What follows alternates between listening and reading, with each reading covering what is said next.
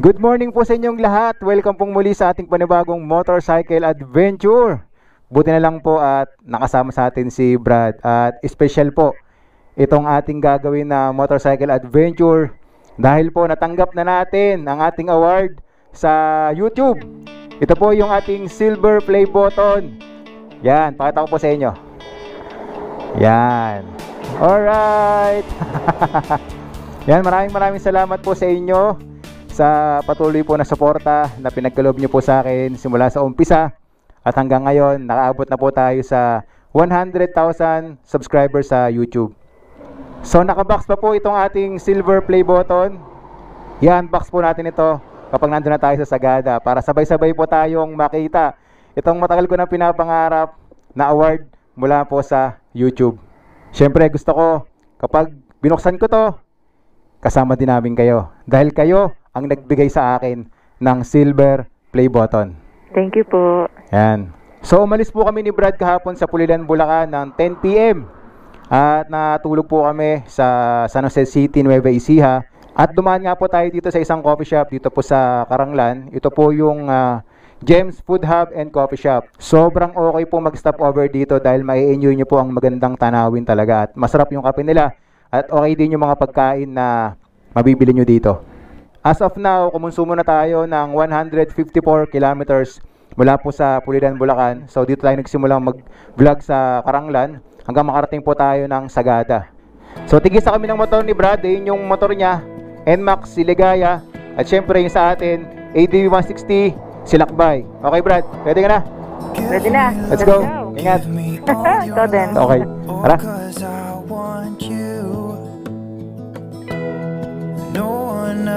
Makes me feel this way. Don't know what you do. Meron ditong aksidente. Tumambay yung truck. May dalang palay. Dito yan sa Karanglan, Nueva Ecija. Brad, tara Brad. Dahil talaga pong matatarik din yung mga kalsadahan dito na dadaanan ninyo. Sobrang overload yung truck. Kaya siguro bumuwal. Pakurba kasi yun, tapos matarik. Oo nga eh. Delikado talaga. Ang bigat pa naman ng dala niya. Oo. Okay, papasok na tayo ng Nueva Vizcaya. Ayan, may checkpoint dito. So sa mga pupunta sa Sagada, dito po sa Nueva Vizcaya may checkpoint dito. Kaya siguraduhin yung dala niya yung ORCR ninyo at meron kayong lisensya.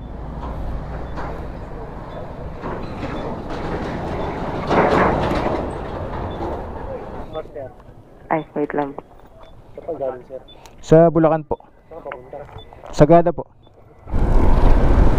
Okay, dito na po tayo ngayon sa Nueva Vizcaya, sa bayan po ng Santa Fe. At dumadaan na tayo sa malabitukang manok na kalsadahan dito.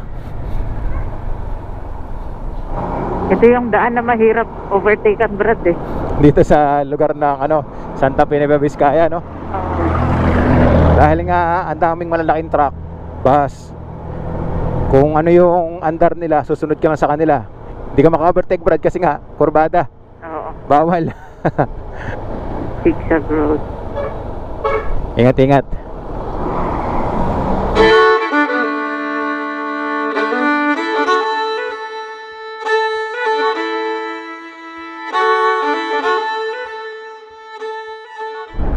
Kung kayo po ay magagaling ng Manila o sa kagaya po namin na taga Bulacan, kapag po kayo ay gumamit ng Waze or Google Map, dalawa po yung ruta na ibibigay sa inyo.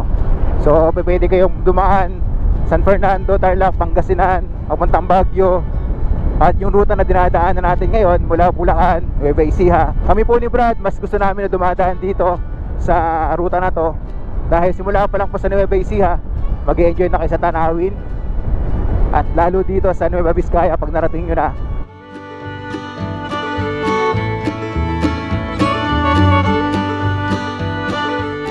Masarap dumaan sa ruta na to, Brad, kasi ang ganda nung tanawin na makikita mo.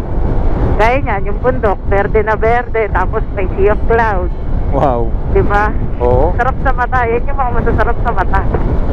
Luntian na luntian. ang tanawin na makikita nyo rito. Ayan oh, malawak na pala yan. Magandang kabundukan ng Nueva Vizcaya. Diba? Wow Brad oh. Ganda na. Oo.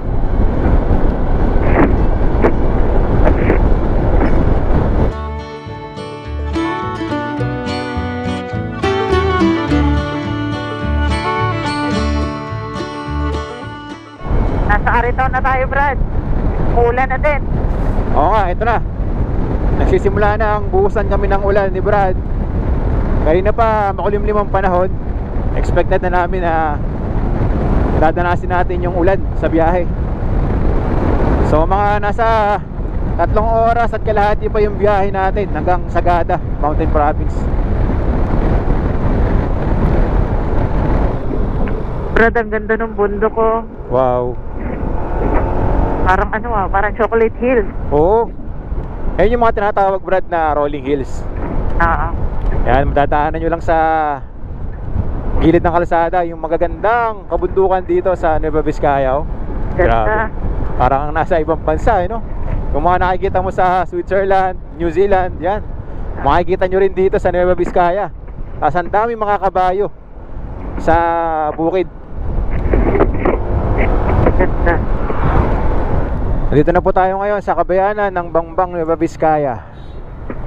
Yan, pinapakita ko po sa inyo yung ruta natin para kung sakaling pupunta po kayo ng Sagada at ito rin po yung mapili ninyong ruta, meron na po kayong idea sa mga lugar na inyong babaybayin patungo po sa Sagada Mountain Province.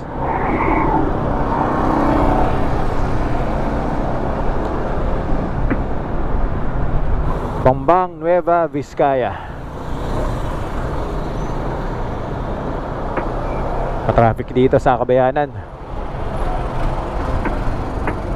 Ito pa lang yung unang traffic na na-encounter natin simula nung nagbiyahe tayo. As of now, alas 12 na ng tanghali.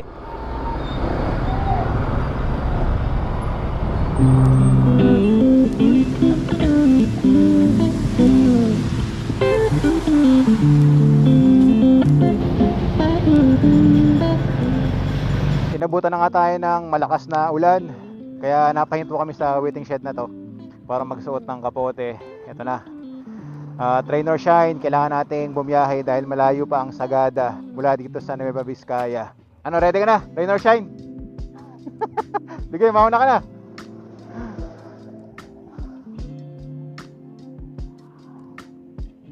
Kanina pa makulimlim ang panahon at alam na namin talaga na aabot kami sa ganito.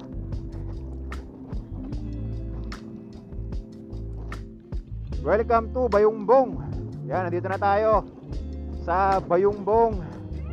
Inuulan tayo ng malakas.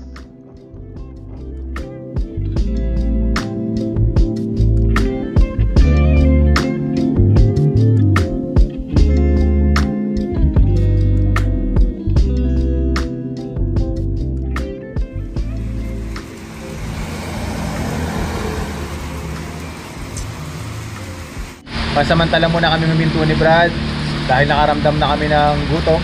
Sakto, meron kami nadaanan dito na isang restaurant. Yan. Dito sa bayan ng Solano, Nueva Vizcaya.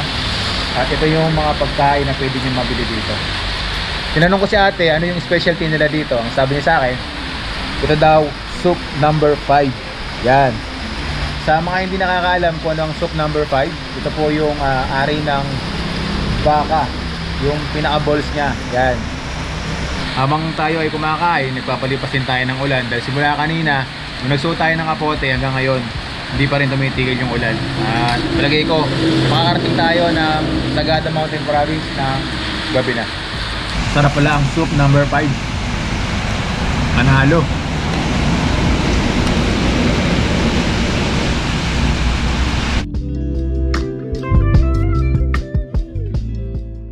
Okay, let's go. Tapos na tayo kumain. Biyahe na ulit. Hinintay natin na tumigil yung ulan pero talagang ganoon pa din. Okay, left turn tayo dito. Yeah.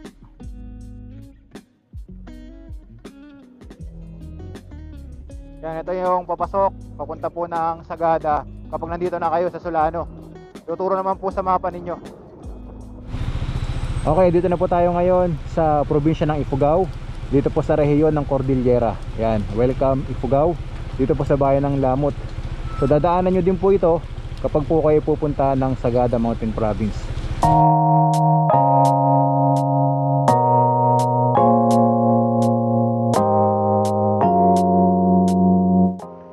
Ayun na yung fog, oh. Nababalutan na ng makapal na fog yung lugar na dinadaanan natin. At dito sa kanang bahagi natin, bangin yan. Hindi nyo na makikita yung tanawin.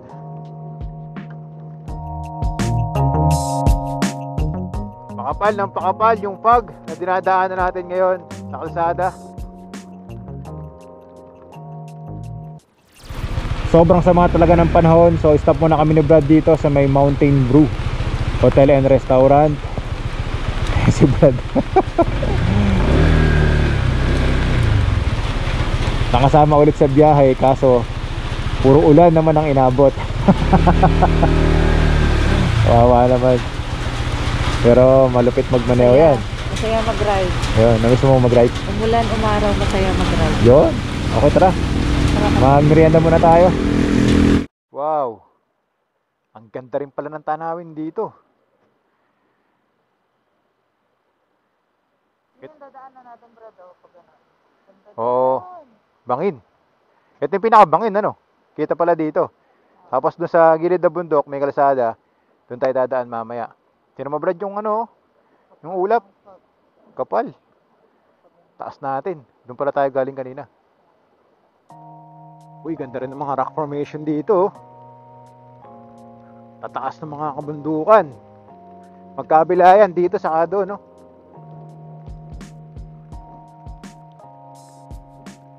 Pangkaraniwan mo nang makikita yung mga ganitong klaseng rock formation o mga kabundukan na bato dito sa rehiyon ng Cordillera. Municipality of Lagawe, Ifugao. Yan, nandito na tayo sa bayan ng Lagawe, dito po sa probinsya ng Ifugao. Hanggang ngayon, wala pa rin tigil ang malakas na ulan. Minsan lang natin makasama si Brad.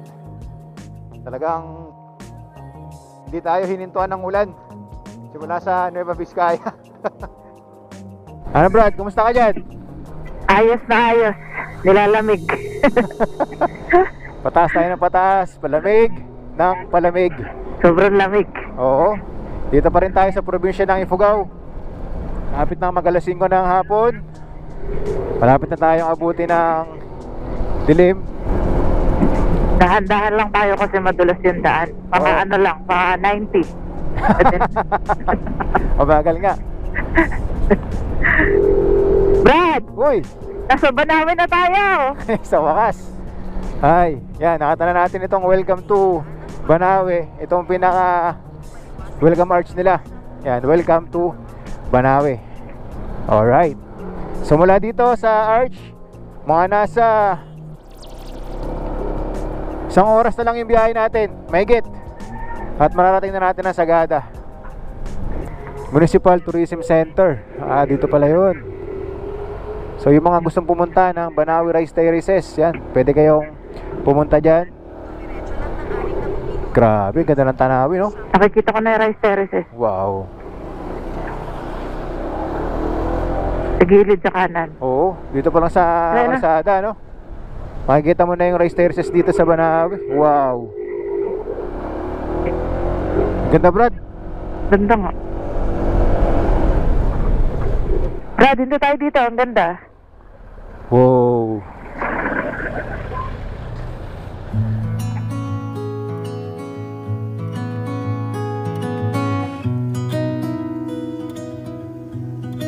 Napahinto kami ni Brad dito dahil meron kaming nakita na napakagandang tanawin dito sa Banawe, Ifugao. So, alam naman natin na ang Banawe ay kilala sa tanyag na Banawe Rice Terraces. So, dito pa lang sa mga kalsada na dinadaanan natin, makikita nyo na yung mga nagagandahan na mga rice terraces dito. Nakita na natin ang rice terraces ng Bontoc, At ngayon, ito yung rice terraces dito sa Banawi, Ifugao. At natapatan natin na may mga tanim yung rice terraces dito, kaya sobrang nakakaakit pagmasdan kahit na masama ang panahon. Kung meron lang tayong mahabang oras, kung wala ka ng pasok, no? Monday, pwede tayong mamasyal dito sa Banawi. Kaso si Brad kasi limitado lang yung araw na pwede siya sumama eh. Paalam ka kay ma'am. Kaya ganon, tingin-tingin lang muna tayo dito sa Banawi. Susunod, ipapasyal namin kayo ni Brad dito sa Banawi Rice Terraces. Huy, tara na, gabi na. Malayo pa tayo. Sobrang nag-enjoy kami sa tanawin, sa mga dinadaanan natin. Hindi namin nalintana ni Brad na gabihin kami sa daan kahit delikado, dahil sobrang nag-enjoy kami sa ginagawa naming rides. Matagal-tagal ding hindi kami nagkasama nito. Sa mga malalayo kong biyahe, madalas kasama natin si Gapo, dahil nga si Brad ay sobrang busy na. Kaya yung mga ganitong pagkakataon, sinusulit talaga naming dalawa, dahil minsan lang malibre to eh. Nasakto pa na magbubukas nga tayo ng ating silver play button. At ngayon, andito pa tayo sa isa sa paborito naming pinupuntahan ni Brad, ang rehiyon ng Cordillera. Masama ang panahon, Brad, pero yung biyahe natin na to eh, sobrang sulit. No? Oo naman, syempre. Brad, sobrang lamig. Oo nga eh. Sobrang lamig. Naninigas na nga yung kamay ko eh. Sa akin din. Hindi ko naman maisuot yung gloves ko at mababasa. Bawal. Lamig. Grabe. Habang papalapit tayo ng papalapit sa Sagada, mas palamig ng palamig at pataas ng pataas yung dinadaanan natin, no Brad? Oo, pati yung kalsada pasigsag. Puro Oo. sigsag. Oo, grabe. Ingat ka dyan ha. Maraming lumot. Kaya nga eh. 90 lang naman takbo ko, okay lang. 90. Mabagal lang to. Kaya pala hindi kita mahabol eh. Naintindihan mo na yun. Naintindihan mo na yun. Ay putek. Uy, Sagada, napakalayo mo pala. Oo. Brad, wala na tayo nakakasalubong. Oo Brad, kapag ganitong oras na dito sa mga mountain pass ng Cordillera, talagang bibihira ka na lang makasalubong ng kapwa natin motorista. Alam mo kung bakit? Bakit? Kasi maaga silang natutulog. Ah, ganun ba yan? Oo. Maaga kasing dumidilim sa lugar na to. Ah, galing ni Brad ah. Diba? Tingnan mo, alas 5 pa lang, madilim na. Pwede, pero sa totoo lang, talagang mapanganib kasi itong mountain pass ng Cordillera. Kaya yung iba, takot na talagang dumaan dito kapag ganitong oras na. Oo. Lalo na kapag ganitong masama ang panahon, hindi talaga naiiwasan. Minsan may mga bagsak na bato, landslide. Yan yung mga pwede nating ma-encounter. Kaya bilisan natin ng konti. At inabot na nga kami ng gabi sa aming biyahe, dito pa sa lugar kung saan isa sa pinakadelikadong kalsada sa Pilipinas, ang Halasema Highway. Dahil sa walang hintong pag-ulan, mas ramdam namin ang panganib ng lugar. Madilim, madulas ang daan, mataas at matatarik ang kurbadahan, sobrang lamig at nababalot na din ng makapal na fog ang kalsadahan. Wala na kaming makasalubong na motorista sa daan, wala na ding tindahan o kahit gasolinahan na pwedeng hintuan.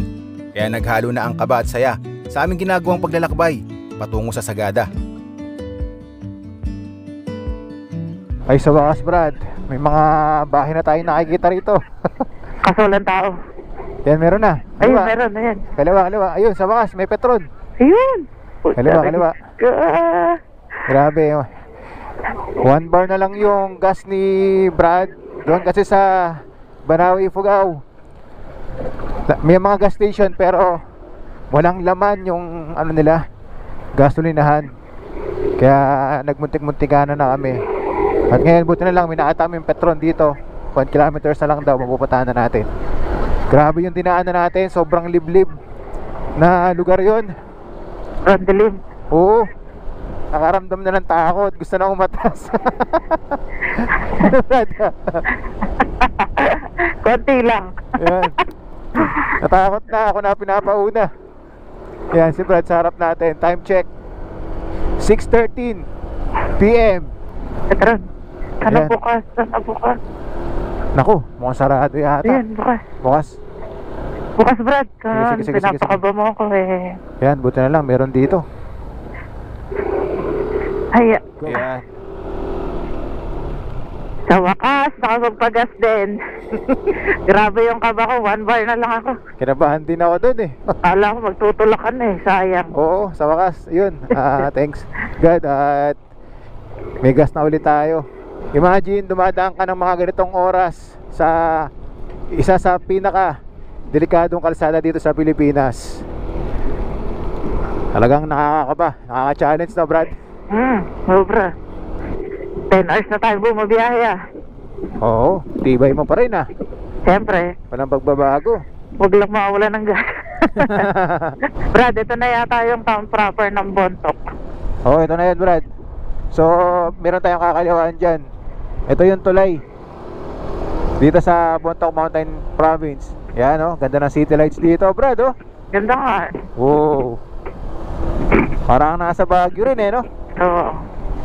Yan, nandito na tayo sa pinaka-town proper ng Bontoc Mountain Province. So, Sagada, kakaliwa tayo. Yan, 18 kilometers na lang. Mararating na natin ang Sagada Mountain Province. Let's go, Brad. Let's go. Sa wakas, Konti na lang. natapos na ang kaba. Ang ganda rin pala ng kalsada dito, Brad, no? Oo, solid din pala yung kalsada rito papuntang Sagada. So tinatawag nila itong Stoughton Road. Yan, nakikita natin sa Waze. So pagkatapos nating daanan yung Alsema Highway, ito namang Stoughton Road dito sa patungong Sagada. Yan tayo sa kanan, Brad. Oo. 11 kilometers na lang. Bali mga nasa 20 minutes lang yung biyahe natin, Brad. Ayan o. Gawistay din mating kayo Sagada this way. Alright. Ang tataas pala ng ahonin dito sa papuntang Sagada. Oo. Ito o. Kapal na fog na yung dinadaanan natin. Nantaas na natin. Diretso sa taas. Welcome to Sagada Mountain Province. Alright. Brad, nahirapan ako makakita. Taas mo yung helmet mo. Yung visor. Visor? Oo, taas mo. Parang di mag-moist. Ang kapal ng fog. Kaya pala. Sobrang kapal ng fog eh. Yan o. Makapal na yung pag naka-visor pa ako, kaya pala. Halo-halo talaga yung mararamdaman mo sa rehiyon ng Cordillera. Ay, in love ka sa lugar na to, pero pagka ganito minsan nakakatakot din. Oo, nakakatakot talaga. Oo. Uy, ano ba to? Tama ba to? Oh, dire-diretso lang. Parang, Ito na yun eh. kala ko dead end eh.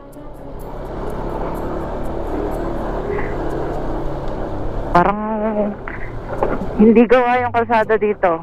Oo. Kasi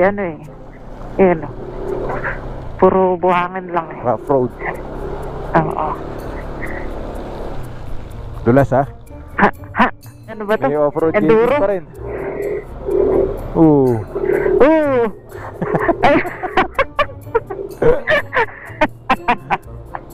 Sagada Cave, 6 kilometers. Alam, ba't pa ganito to? Wait lang. Baka nalalayo tayo. Welcome, Knights of Kilong Okay. Sagada, Mountain Province. So bali, andito na tayo sa Kilong, Bayan ng Sagada, probinsya ng Mountain Province. Tama. Okay, so ayan.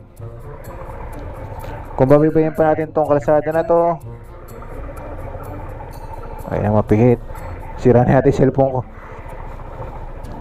Ito yung pinaka natin eh. Ito yung nakapin eh. So, diretsuhin pa natin. Bali ano pa to? 4 kilometers 10 minutes. Tara. Ingat, Brad ha, kasi rap na to ha. Dito ba tayo, Brad? Ano ba yung puti na yun? Signage yun. Ah. So, Grabe, naging comedy rin yung Kumoto Adventure natin. Nakakatakot. Ang taas kasi. Tapos may paa. Oh, Uy, bangin. dito ka. Ay, bangin yan Brad, dito ka. Delegates na yan. Oo. Bangin yun. Oo. Wala siya. Hala. Brad, natatakot na ako. Sige. Diretso lang. Ba't walang city lights ang Sagada? Ba't hindi natin nakikita? Hindi nga iniisip ko kasi wala akong makitang ilaw. Ayan, ito na gusto mo, ilaw. Yan. Ano na to? Isang wow cafe by the clouds. Oo. Ay, baliktad yung Ganda yan. bahay. Oo. Alam ko yung ano na yan. Nakita ko na yan sa Facebook. Ah, sumikat yun? Yun. Ayun! Kaso Brad, parang horror yung bahay yun. Kasi ang Red malabo. Red Doors. May mga hotel na pala dito. Sakto-sakto yung content natin na to. November. Kaya nga, ang gara. Pati yung signage dun, saktong-sakto. Mukhang white lady. Rocking in Cafe. Daming cafe dito, no? Kasi sarap ng dito kape. Yes. Yun ang gustong-gusto ko matikman dito sa Sagada At syempre, bibili kami ng coffee bean ni Brad dito. Siyempre. Para sa aming coffee shop sa Pulilan, Bulacan, Brad's Cafe. Yan. Para matikman din ng mga suki natin sa Brad's Cafe kung gaano kasarap ang Ang kape dito Sagada sa coffee. Sagada. Ayun, transcend yata yan. Tara. So tingnan natin kung pwede tayo dito mag-stay. Meron tayong nakitang hotel. At pagkatapos ng malayo at maulang paglalakbay ay narating na din natin ang Sagada Mountain Province. Pagod at gutom ang aming naramdaman, kaya naghanap agad kami ng pwedeng kainan at dito sa Kalayo Kiligan Resto Sagada kami kumain.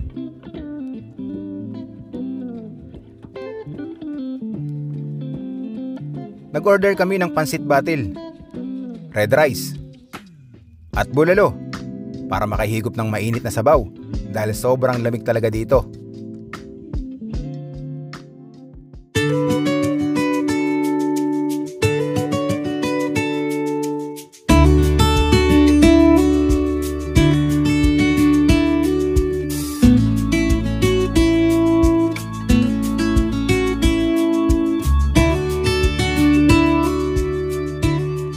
Isang magandang umaga po dito sa Sagada Mountain Province. At doon nga po tayo nakapag-overnight stay sa Labanet Hotel. At ang binayaran po namin ni Brad ay 500 pesos po per head. So bali 1,000 lang. Sulit na sulit sa magandang tanawin. Maganda yung room nila, maayos. Sobrang lamig dito sa Sagada. Kaya okay na okay po yung hotel dahil meron silang heater. Makakaligo po kayo. At doon po sa mismong pinakataas ng pwesto namin, pagbukas mo ng pinto sa pinakalabas, ang ganda ng tanawin.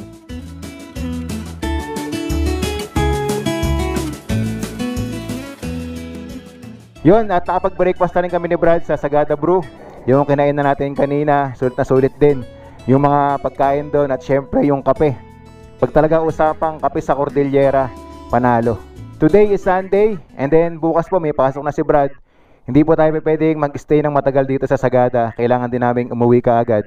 So, ang gagawin namin ngayon, pupunta lang kami sa isang kilalang tourist spot dito, yung Hanging Coffins. And then after that, i-unbox na natin yung ating silver play button. And then yun, uuwi na kami ni Brad sa Bulacan. Kahapon, halos 14 hours yung aming biyahe. Ganun kalayo. So ngayon, alas 9 na ng umaga, maganda panahon, sana magtuloy-tuloy. Para mas maging maayos yung ating gagawin pag-explore dito sa Sagada. Okay, let's go Brad! Let's go!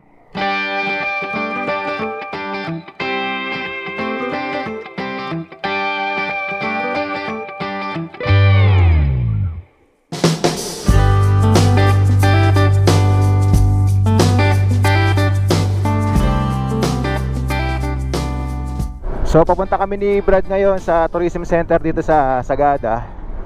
Yan, naka-waste lang tayo. Dahil sabi ng mga locals dito, kapag tayo ay magpaplano na pupunta sa mga tourist spot dito sa Sagada, kailangan muna nating puntahan ang tourism center. Dahil kailangan yata natin ng tour guide. Grabe yung lamig dito sa Sagada.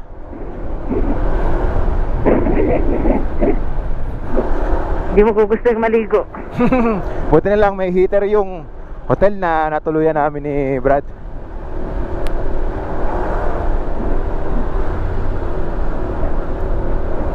Kapag nandito ka sa Sagada, iba din yung ambience, iba yung ganda ng lugar na to eh. Pwede natin siyang ikumpara sa Baguio, pero hindi kagaya sa Baguio na talaga sobrang dami ng bahay. Harating na tayo. Ito ba yan? Yata. Ito. Tourist Information Center. Kailangan nating mag-stop dito para mag-inquire.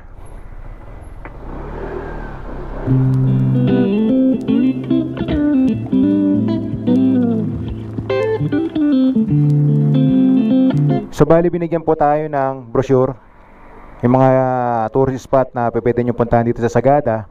And then binigay din sa atin dito sa Tourist Information Center yung number ng tour guide na kukontakin natin para sumama sa atin sa Hanging Coffins para i-guide tayo. Ayan, kinokontak na ni Brad. Tour arrangement, ma'am, yes. Kailangan po kasi namin ng tour guide. Oh, saan kayo gusto puntahan? Sa ano po, Hanging Coffin po. Nandito kami sir sa sa Tourist Information Center. Pwede pong dito na lang kami maghintay. Sure, madam, sure, no problem. Okay po, sige. Nakamotor po kami dalawa. Okay, madam. Sige po, hintayin niyo lang po yung tour guide within 5 minutes. Bakit po lang po. Okay po, thank you.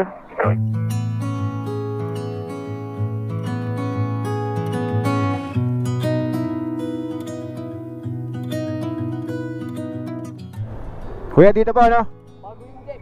Sige. Yun, sabi nung tour guide natin na makakasama, dito daw sa may simbahan. Okay.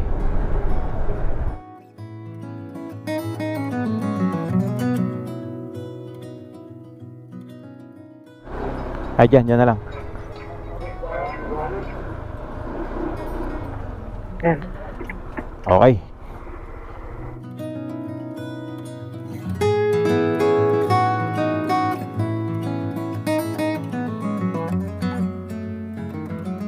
Nagsisimula na tayo mag-trek. Sabi nung tour guide natin, nasa 30 minutes daw yung trekking na gagawin natin hanggang marating natin ang Hanging Coffins. Dito po sa Sagada, halos lahat po ng mga kilalang tourist spot, bago nyo po mapuntahan, kailangan nyo mag-trekking. The Church of St. Mary the Virgin Cemetery. Yan. So ito yung pinaka-cemeteryo dito. Dadaan na natin patungo doon sa mga Hanging Coffins.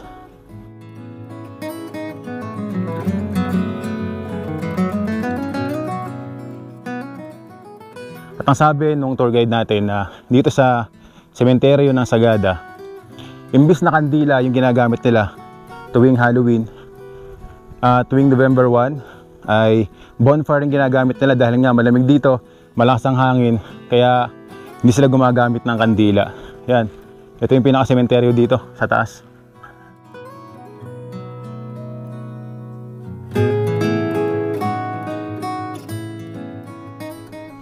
Nakaka-refresh sa mata ang tanawin na makikita nyo dito. Sa Bulacan or sa Metro Manila, yung mga sementeryo doon, malaki yung pagkakaiba dito sa Sagada dahil nga napakaganda ng ambience. Sobrang daming painted sa tanlamig.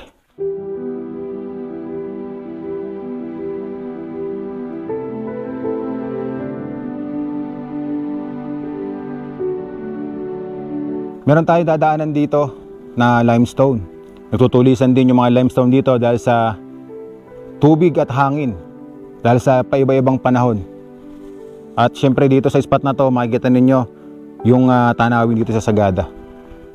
Meron tayong dadaanan dito, kuweba. At dito makikita natin yung mga bungo ng mga namayapa nating kapatid na katutubong Igorot. Yan. Ito yung pinaka-ataol. Tapos makikita natin yung pinaka-bungo, yung pinaka-ulo.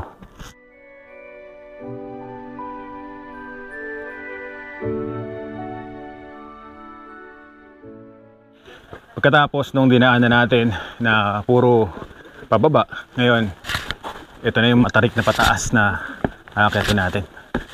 So ang kagandahan, hindi naman tayo masyadong mahirapan dahil meron na silang mga bakal na ginawang hawakan para mas mapadali yung pag-akyat natin.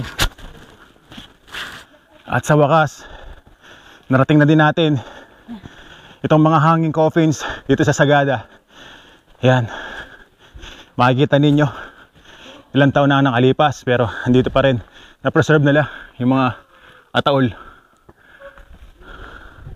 Wow, amazing.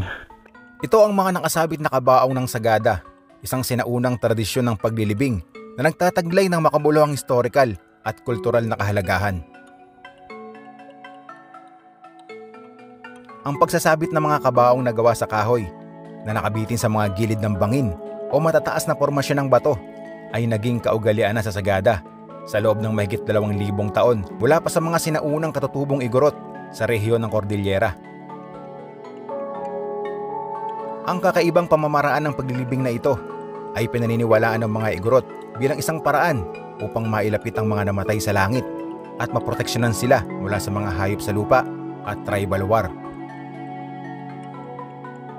Sa nakalipas na mga taon, ang Sagada at ang mga nakasabit na kabaong nito ay naging popular bilang isang atraksyong panturista na binibisita ng mga turista mula sa iba't ibang panig ng mundo upang masaksihan din ang pambihirang gawain ito ng paglilibing.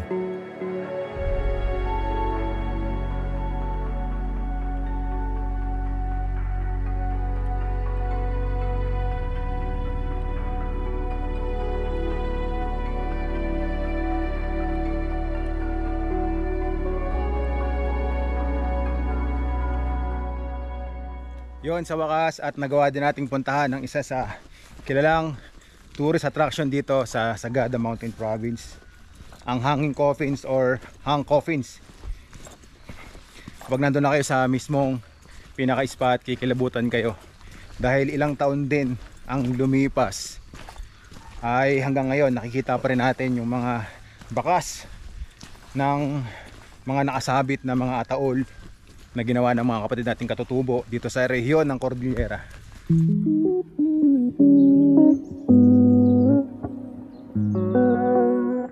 Ang galing oh, napansin ko lang dito sa Sagada, yung mga limestone sa gilid ng kalsada, ginawa nilang parte ng bahay nila, ginawa nilang pader.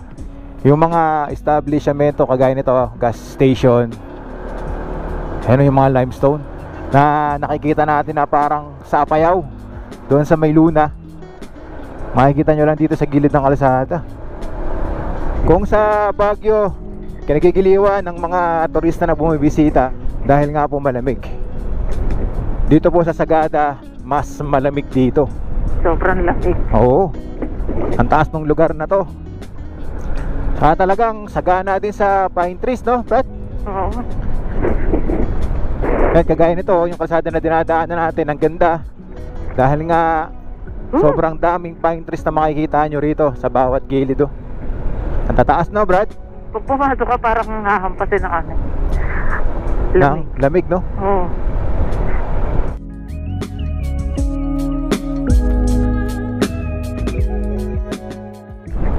Brad, kagabi may dinaanan tayo na ano, yung nakabaliktad na bahay. Oo, dahil nga madilim na, hindi natin naipakita sa kanila. So ngayon, dahil pababa na tayo ng Baguio, daanan natin para masilip din ng mga followers and subscribers natin. Madadaanan natin yun? Oo. Okay.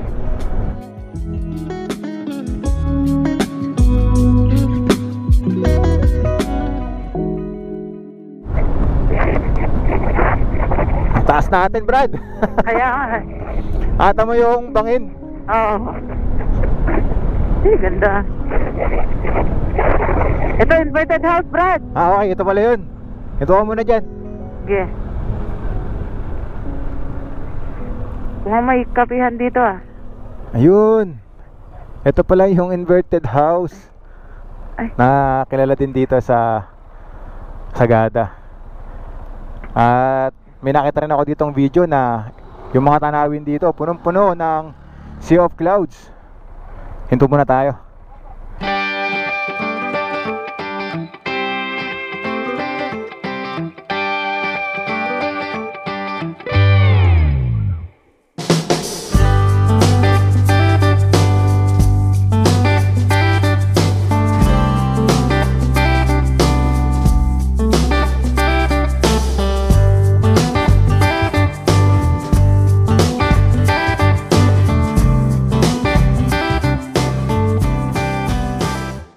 Sa wakas at nabisita na natin ang Sagada.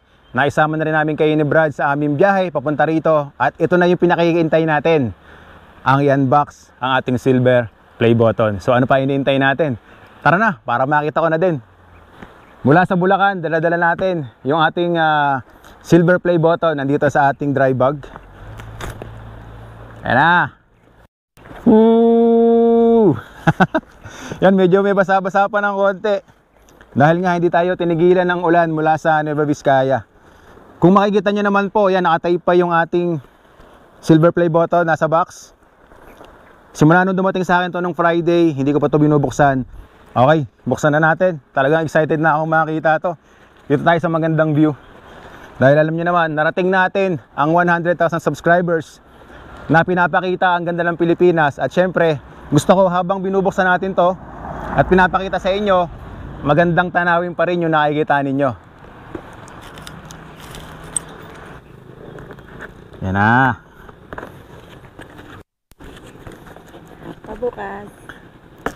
Hop. Tanggalan natin yung dalawang tape. Tapos, saan ba susunod dito? Yun lang pala, no? Sa kabila. Ito.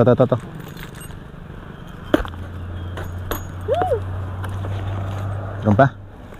Ano na? Ito. Ano na? Tatlong tape. Okay. Matagal ko nang pinapangarap na magkaroon tayo ng award kay YouTube. 3 taon na rin tayong nagbablog. 3 taon na rin tayong pinapakita ang ganda ng Pilipinas. Lahat ng pagod natin, lahat ng ating ginagawang pagtsatsaga, ito yung kapalit. Saan ba bukasan ito? Ito.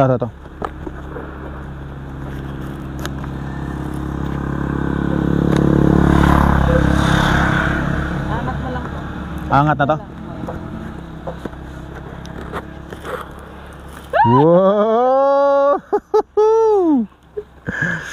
Dan.